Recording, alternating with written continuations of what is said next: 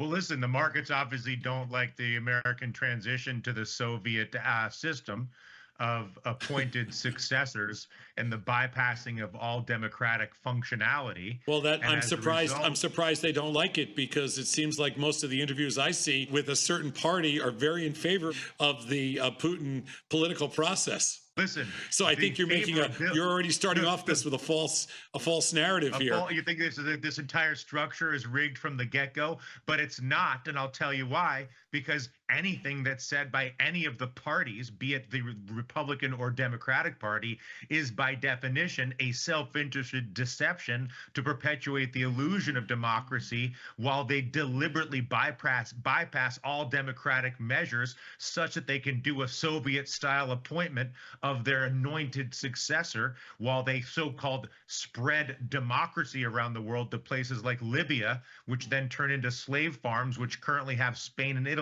overrun with exiled Africans. Thank goodness the democratic system is spreading democracy. Oh my God. Sir. You must have gone to go get him Tiger this morning and had way too much caffeine, because Mr. Radigan, I mean,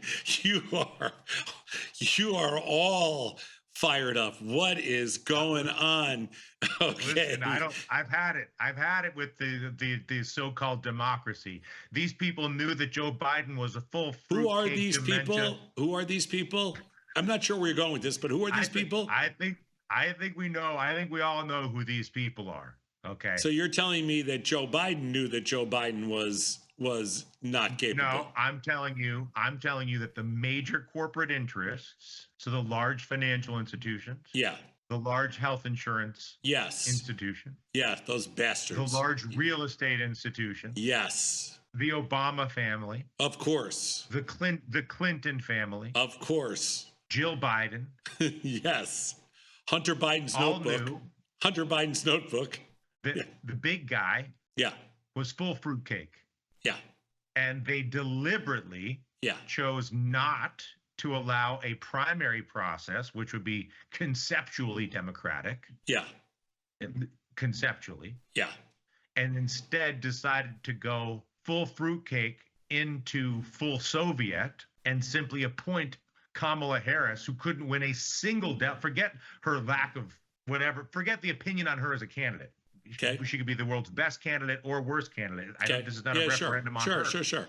But the very process by which the candidate has been selected is, by definition, a complete, total, and fundamental betrayal of anything remotely resembling a democracy, one.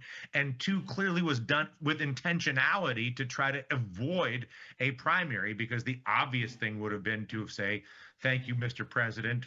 We're now going to have a primary because you, sir, have completed your time and you're going to go sit on the beach now and enjoy some lemonade. And instead, that's not what happened. And I guess my point is that whether it's that the markets are in a sell cycle, who knows? I don't know that it's actually the only thing I would differ from you about is, one, I don't think they had time to go through the primary process again. Number two, I think they spared us a lot, because with respect to the primaries, because there was nobody else that was even interested in that role. So I'm not so sure. No.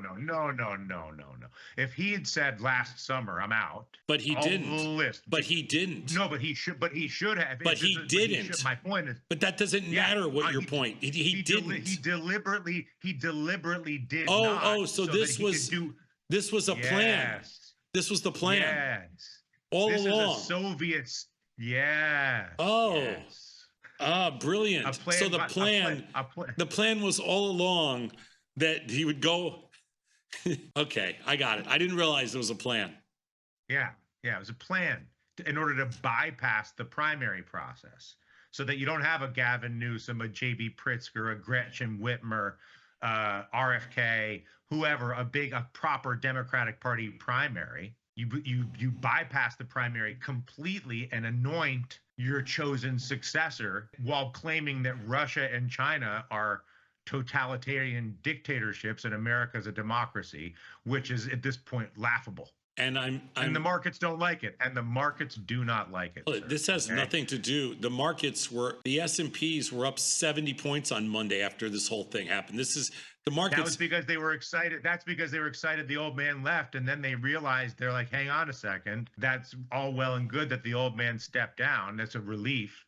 But then they realized what had just happened upon reflection. And they realized that they lived in the Soviet Union, and Oh, that it, oh, it has nothing to do with the fact that Tesla missed all their numbers and Google missed all their numbers and a lot of these nope, other tech stocks, and they just figured nothing. out that AI might not be all it was cracked up to be. It had nothing to do with that. It had to Nope, do with the fact that they no. just figured out this grand plan.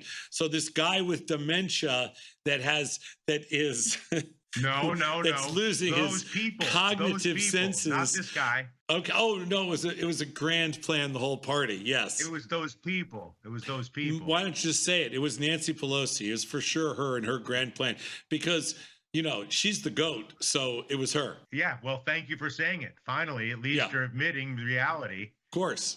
Of course. which is, Nancy Pelosi's calling the shots. Of course. We all know that they're all Isn't hanging out in she? order. I mean, I might be mistaken, but isn't she older than Biden?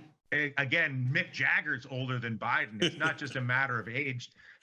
Some people age better than others. Mick Jagger can still articulate a clear sentence and dance all Of over a course. stage and travel around the world. I told you. I I'm not watched saying that. interview the other day with Mavis Staples. She's 85 years old. She just launched a new single.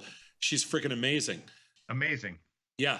My mom has I watched a Tina Turner. my mom Go has a ahead. one-woman show right now in Maine. She's 91.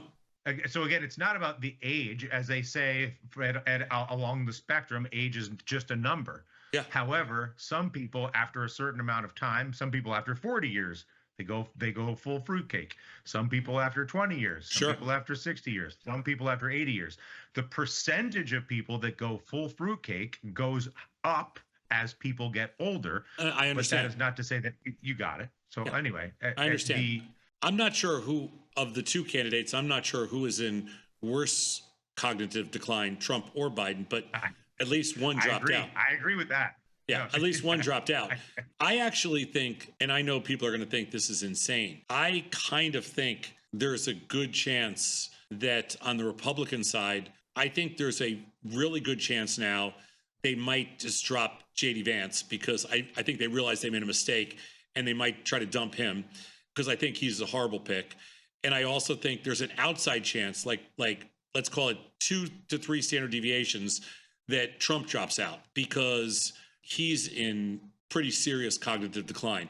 But JD Vance, I think, has an even greater chance because I think that they messed up thinking that they had a lead locked in, and so they went for the kill and it backfired. So I think they have bigger problems, and so I don't, I like all this wrangling. I agree with that. I agree with that. I like all the wrangling right now because it makes for a much better campaign. Like, it was embarrassing as somebody that has a lot of respect for what Biden accomplished in the last 4 years. And I think it's impossible to deny what was accomplished in the 4 years of his presidency. And I think for somebody that has a lot of respect for that, I did not want to see him go out as somebody who couldn't complete a sentence in a debate or somebody who can't give a speech. It's not the way America should be represented. I think that your whole premise is actually crazy, and that a year ago, Biden was in a very different place than he is today. And I think that a year ago, he thought, hey, you know what? This is a piece of cake I can do 4 more years. And then a year later, this speed at which he has declined, is so evident now that it's impossible. It was impossible to continue. And he's a patriot, so he did the right thing for his country. And that's all there is to it. I don't want to, you have a comfortable illusion that you live inside of. And Yes. I'm far be it from me to try to, to make any efforts to dispel it. But while we're saying things that we think, I don't think that Donald Trump was shot in the ear with a bullet. Oh, I do. I actually believe No. that. There's the funniest thing for I me believe is a piece of shrapnel or glass, or if an AR-15 bullet hits your ear, you don't get a little cut on the top of your ear. Yeah, it is that's possible. ridiculous. I mean, but I also believe that he maybe he didn't know. I don't, of all the crazy things Trump has done throughout the years and all the tens of thousands of lies he's told, This is one where I actually believe that he got hit with something. He doesn't know. But I'm not saying that. Obviously, He got hit. The kid didn't try to. He got hit. Him. I watched the whole thing. The He kid got tried hit. to shoot him. The kid tried to shoot him for sure, and something hit him. But I'm telling you, it was no AR-15 bullet. Have you seen an AR-15 bullet? It's like a small missile. Yeah. I mean, it'll take off. I mean, it takes off like half a house. It doesn't slice the side of your ear. The only two things in the whole world I believe about Trump, and this is crazy, is one, that he did get hit in the ear with something, and number two, that for how old is he? 78? He's the oldest person ever run for president now. Whatever. Yeah, right. I don't know. He's way old. For a 78-year-old, he has a pretty good golf swing. I watched him yesterday. I watched some TikTok videos of him and Bryson DeChambeau playing golf, and he can swing the club pretty good for a 78-year-old. I was impressed. But that's it. He plays a lot of golf. He plays a lot of golf. Yeah, I know. So what? It's still hard. I play a lot of golf. Yeah, it's hard. So did you see the mashup, the Veep mashup with Kamala or Kamala, where they do quotes of Julia Louis-Dreyfus, where she'll say, "Words are things that leave from your mouth when you move your lips," and then they'll clip over to Harris, and she'll be saying, "Words are things that leave from your mouth when you move your lips," and you really start to question. No, I didn't question reality. I can't. So I recommend one of the only things I can't stand is mashups. Like, they drive me crazy because you could go down a TikTok. You can do anything. You could go down a TikTok mashup rabbit hole, and it will put you like into a trance for 100 hours. And I'm like, do not take me there. Do not take me there. I mean, Trump's point is it's easier to beat Harris than it was to beat Biden. He only said that. He's dead wrong. The hard part for Trump is that Harris can fight back because she's a good speaker. Because she can talk. She can talk. And the other problem that Trump's going to have is he is an absolutely horrible front runner. He's a great come from behind player. He was born to be an underdog in any kind of competition because he thrives on getting under your skin. He thrives on being in that underdog role. That is his absolute strength. That's his power. As a front runner, he's incompetent because he doesn't know A, when to shut up, or B, how to focus on the things that you have to focus on. He can't change his story. So he makes somebody else who's then the underdog that much stronger. She has to do less work. And unlike Biden, who was not in the public eye, like, he was never out there. There was no such thing as Joe Biden. It was just Joe Biden was a phrase. Okay, Joe Biden didn't exist. Harris, on the other hand, Kamala is going to go out there and she's going to be everywhere. You know, you look at a high school basketball game, she'll be there. She'll be somewhere every freaking day. She's got nothing else. This is her whole life. She's going to do 3 days a day for the next. She's going to be everywhere. And, you know, listen, there's a bunch of things that the Republicans have survived without really catering at all. You know, Joe Biden didn't speak to women. It was very hard for him because, you know, just because of his age, he wasn't in touch, whatever. Kamala's very different. You know, the Republicans have a very tough case. They're anti-contraception. They're anti-abortion. They're all that stuff. Women do not take kindly to losing control of their own bodies and the things they can put in their body. That is not a cool thing. And that is the Republican platform. And if you don't have women supporting you, and Trump only has a small base of crazies, it's very hard to win an election in this country. Do you still? So we spoke whenever it was a month ago or something like this, that the market doesn't care if Trump, Biden, no, whoever wins, that basically that it doesn't matter at the end of the. I won't review the discussion. You know what I'm talking about. Sure. Do you think that still holds true on Harris-Trump? There's a couple of things that are interesting. I don't think the market cares if it's Harris or Trump, because I do think either one of those two cases, you're going to end up in gridlock. We're going to be basically deadlocked. You know, there's going to be there'll be split decisions all the way down the line. I think it matters for, you know, Supreme Court appointees. I think it matters on a social level. That's really important, at least to me. I do not think it matters to the stock market. Harris will continue the Biden policies. The market was at all-time highs, and I don't see her changing anything in that regard. I think the market has a lot more risk with Trump only because of the whole tariff thing, which I think is really dangerous to global trade. And I think that's really dangerous to American companies. So I think Trump poses more of a threat to U.S. equities. I think with respect to the bond market, if I think the bond market might treat things a little bit differently, and it'll be interesting to see how that plays out. I think that if Harris jumps into the lead, the bond market will have a little bit more difficult time because she will be more aggressive, and I think Trump will be more focused on really making sure, because he likes to have lower interest rates because he believes that lower interest rates mean lower inflation, and lower interest rates. I'm one of those people that think interest rates need to find a reasonably decent level. I don't like low interest rates because low interest rates to me mean low growth, and the market likes high growth, and higher interest rates mean higher growth. So not too high, but like right around where we are right now.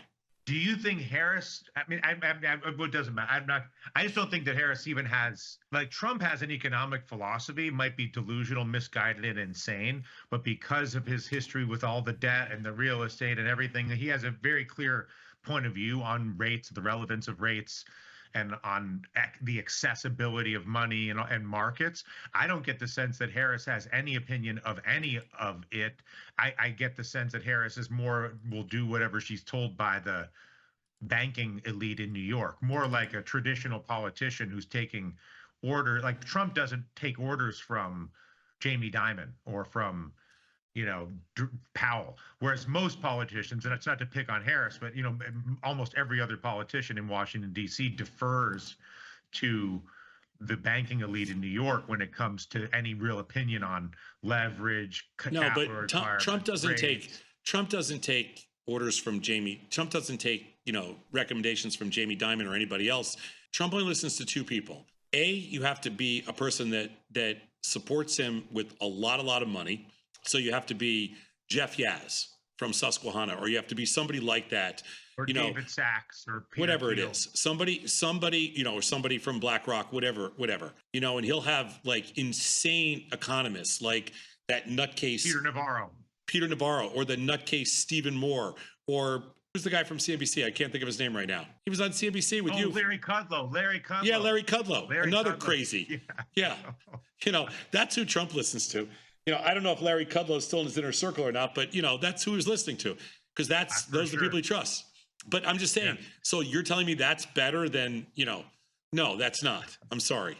But what I'm getting at is the reason I believe that there was such an effort to bypass any democratic process and anoint Harris and skip any interactions politically is to ensure that the establishment status quo institutions that have the ear of the establishment status quo Democratic Party could retain power. That they wanted to avoid a Bernie Sanders scenario or they wanted to avoid any kind of a primary that I don't, Dylan, I'm surprised you're saying this, because I don't think it was avoiding a Bernie Sanders scenario. I don't think Bernie Sanders was, I don't mean Bernie Sanders. I'm just saying they were I understand. A loss of power. I understand. I think it was to protect the unity and integrity of the party by not putting it through that process when it wasn't necessary.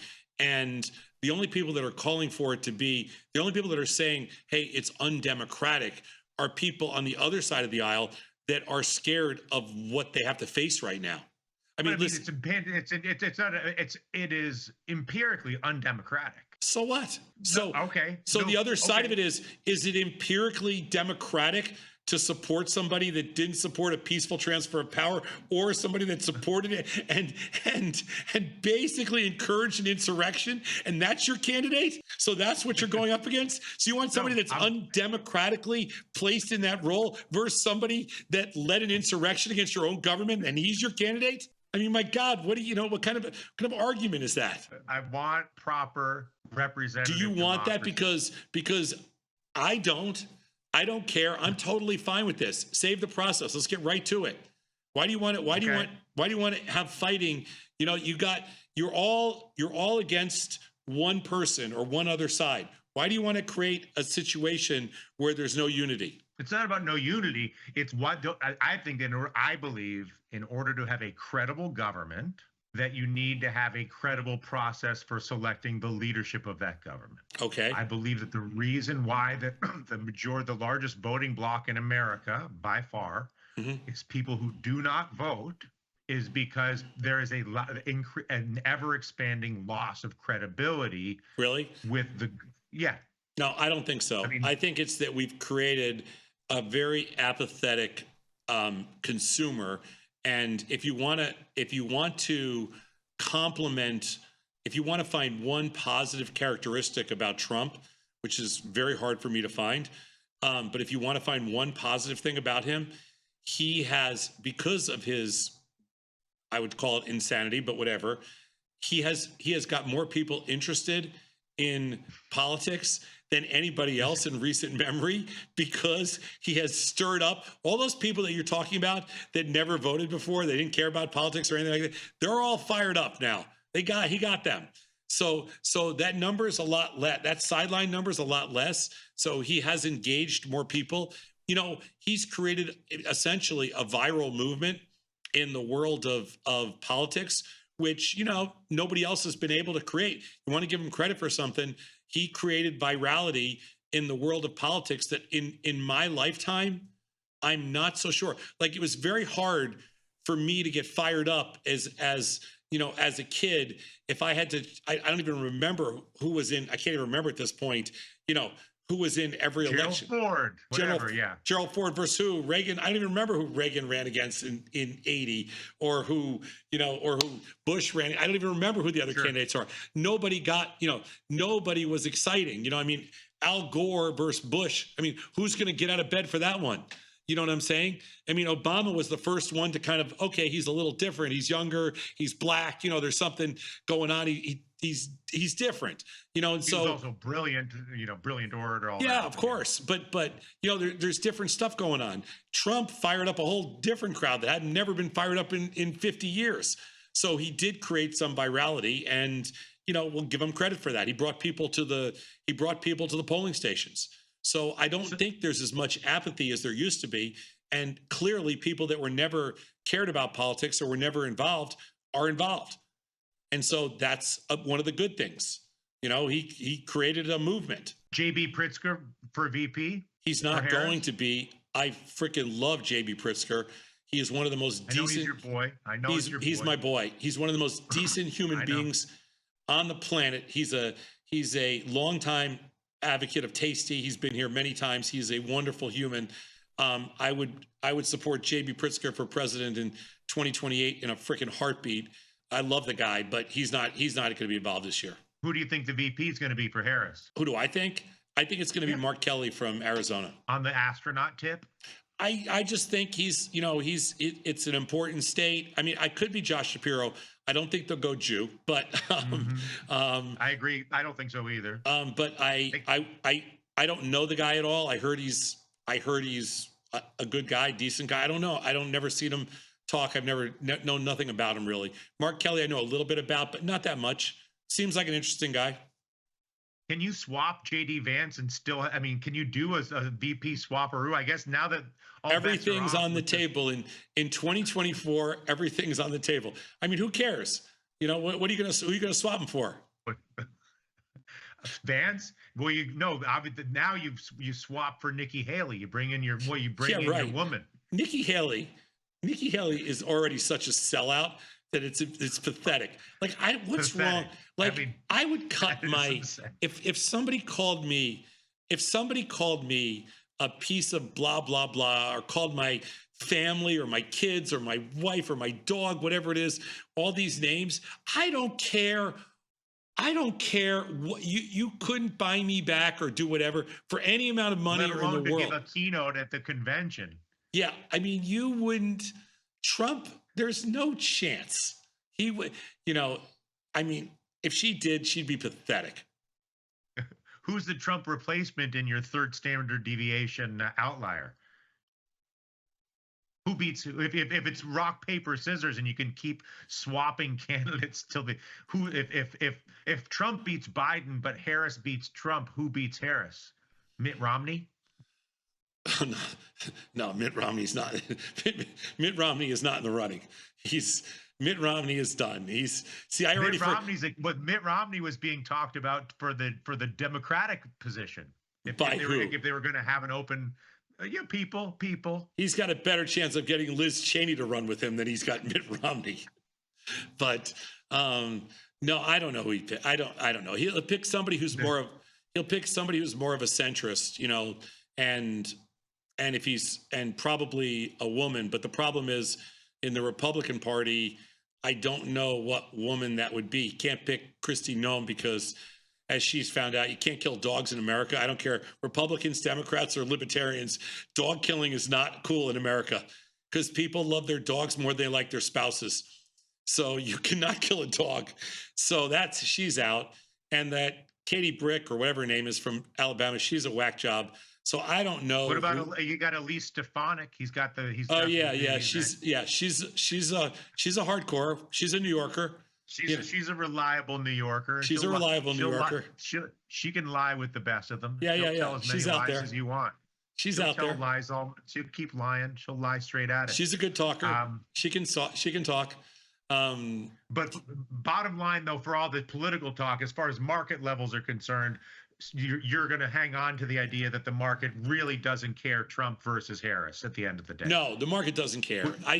If Trump wins, with the asterisks on the tariffs, basically. The only difference between Trump and Harris winning the 2024 election, as far as the market goes, is, and this is just my personal take, I kind of feel like vol will be a little bit higher until Trump gets his picks in place. So if Trump wins, I think the market will stay volatile through November until he puts all the pieces in place of his administration and people see how that plays out. Like, I think they'll be concerned about, whether or not he keeps Jay Powell. He says he will, but who knows? Depending on the moves that he makes, I think the market will stay volatile if he wins for about a month. I think if Harris wins, the market will expect virtually nothing to change. Like, she'd be a fool to change too much. From our perspective in the world of finance, we're clearly hoping that she gets rid of Gary Gensler because he is the weak link. In everything that we see with the Biden administration, he is the weakest link. And there's probably a few others that I hope she makes changes on if she wins. But I think the marketplace will have an easier time absorbing what they already know than, the devil sometimes is better than the devil you don't know. And I think that that's the only risk of a Trump administration is you don't know. But I don't think the market will react negatively to either of those two candidates winning, because I think you're going to have gridlock everywhere. And I don't think it will make a giant bit of difference as far as the stock market's concerned. I also don't think that you're going to see, at this point, I don't think that you're going to see very many people in big corporations make a lot of endorsements anymore. I think Elon realized he made a huge mistake and he's backing off of it already. I think others, like Zuckerberg, just came out and said, I'm not endorsing any candidate, which is the right thing to say in his position. And I think you're going to see a lot of executives and powerful people say, listen, you know what? I'm not going to get involved in this mess. And we're going to, who else it falls into that category is Ackman, who chose the Trump side a couple weeks ago. Which really surprised Elon. Which really surprised me, Ackman. But Ackman has a tendency to be, he has impulsive. A tendency to be insane from time to time. Like Ackman will go off the deep end, as he's done many times in his career with different topics. He gets all hung up. The biggest surprise for me was probably Mark Andreessen from Andreessen Horowitz. That was the biggest surprise for me. But I don't know the guy myself, so I have no idea. Never met him. But it seemed like there clearly was like a libertarian Silicon Valley like decision because it was David Sachs, Elon, yeah, Andreessen. They all kind of, but also the calculus surely has changed in the yeah, context because of Crazy Ball. well, because Kamala is also, she's a Silicon Valley, Yeah, she's one of them. Born in their broth. So they're gonna like her because they've always supported her and she's always supported them. For sure. I mean, Trump gave to her campaign. I mean, people forget about that.